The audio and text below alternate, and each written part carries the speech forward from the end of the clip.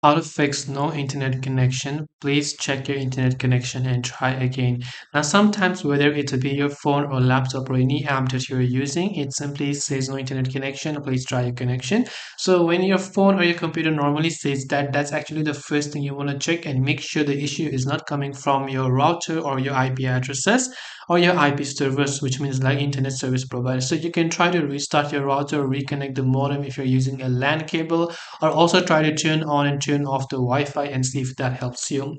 If that is not helping you, then what you can actually try to do is you can also simply try to restart your respective devices. So whether it is Windows or a laptop, or whether it is computer or your iPhone or your phone or Android or anything as such, you want to make sure to restart it, because most of the time restarting will definitely help you solve it.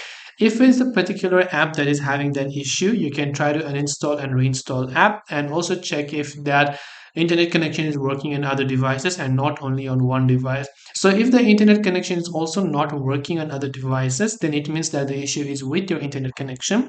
But if it is working on other devices and not working on yours, then that means the issue is with your device. So I hope that this video helped you solve the problem. If you have any questions, feel free to leave them down. Thank you for watching and see you in the next video.